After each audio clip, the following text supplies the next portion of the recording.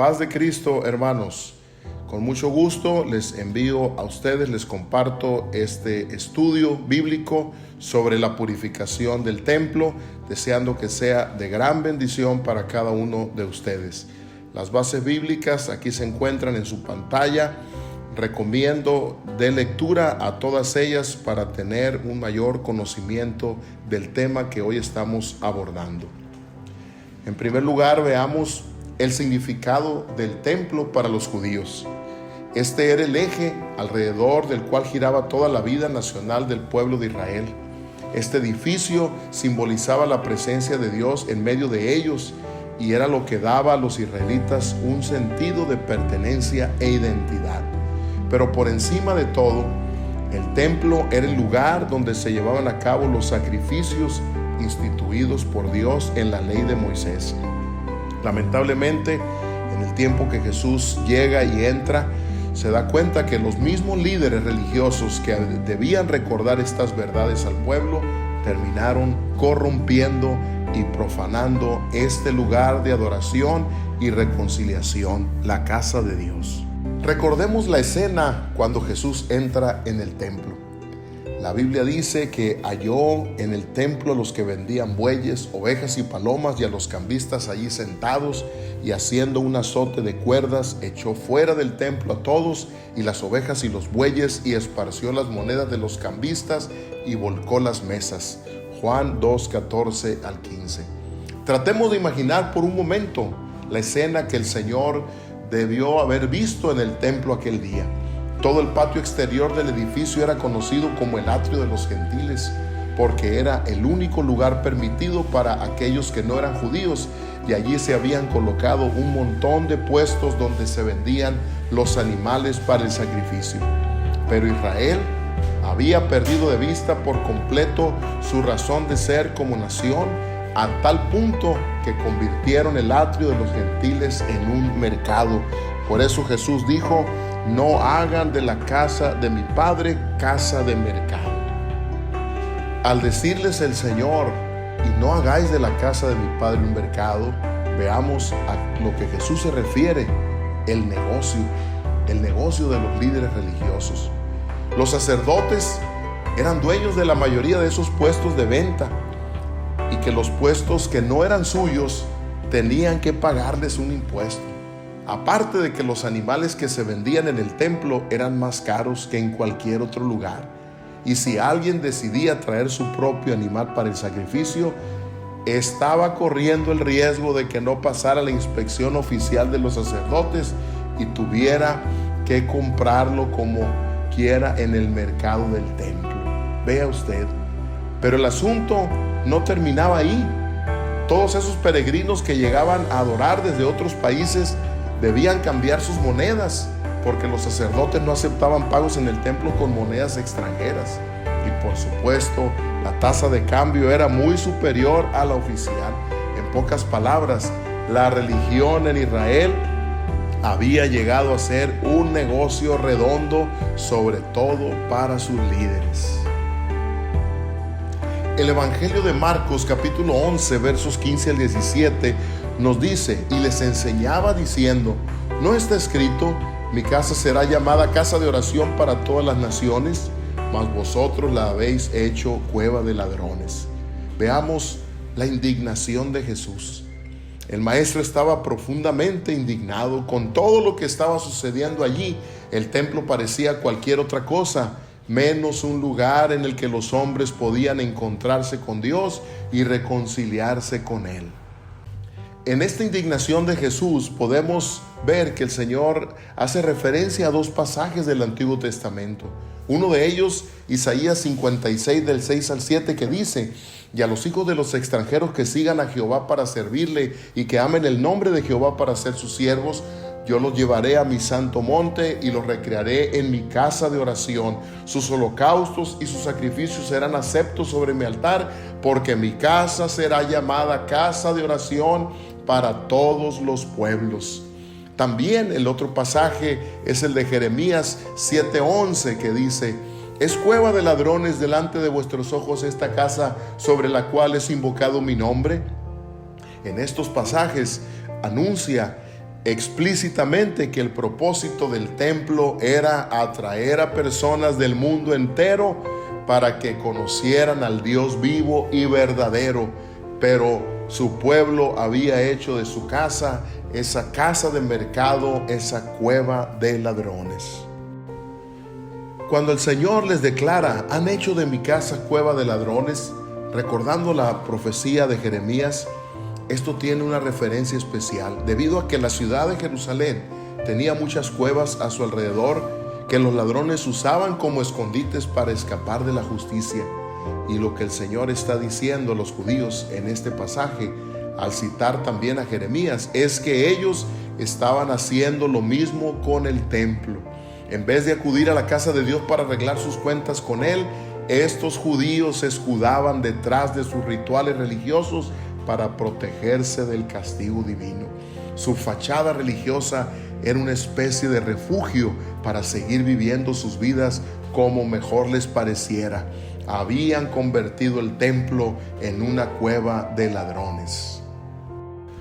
Por ello, hoy que recordamos la entrada de Jesús al templo, de este acontecimiento aprendemos, en primer lugar, no olvidar que el templo es casa de oración.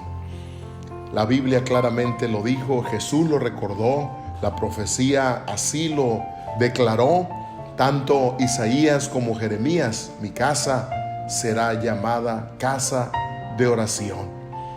No olvidemos que el templo es lugar sagrado para encontrarnos con nuestro Dios.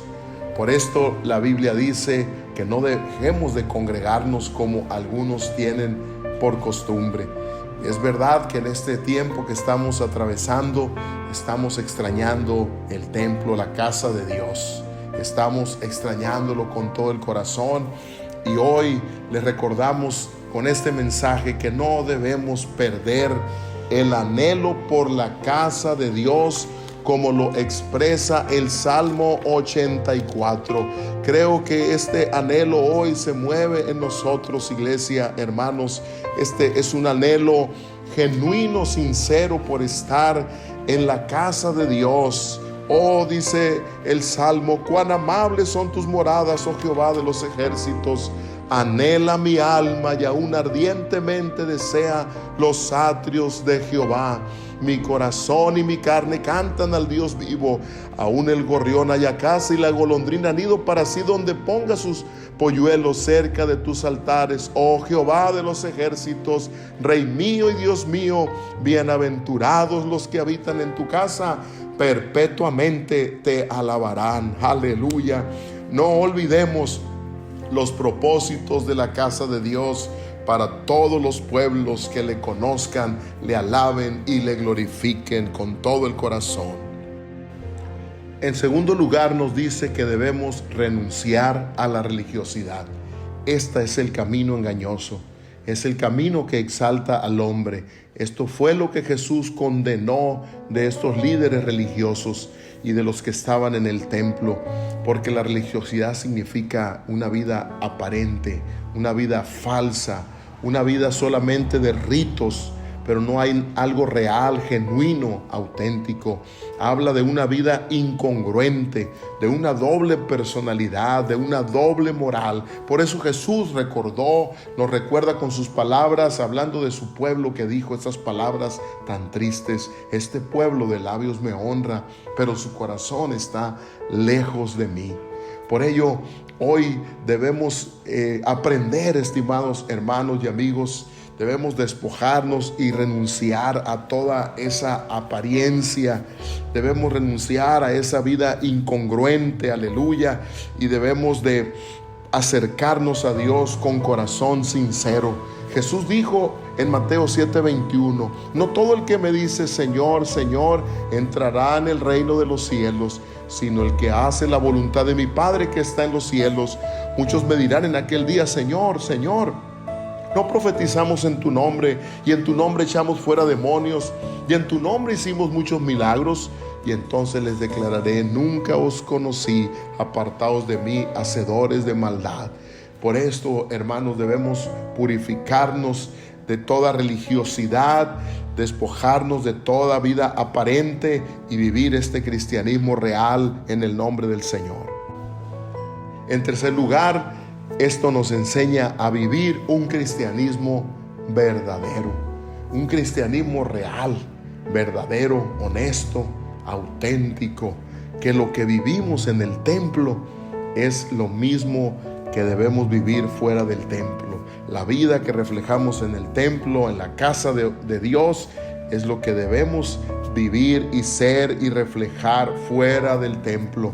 Nuestra fe, iglesia, ya no descansa en rituales, sino en el sacrificio perfecto de nuestro Señor Jesucristo. Él es el Cordero de Dios que quita el pecado del mundo.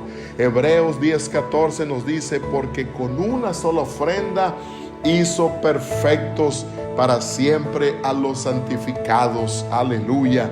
Nuestro cristianismo debe ser una vivencia de todos los días, no apariencia, no falsedad, no incongruente, sino una vida real, honesta, genuina y sincera, una vivencia de todos los días para la gloria de nuestro Dios. Y finalmente hay una enseñanza hermosa. En cuarto lugar, nuestro cuerpo es templo del Espíritu Santo.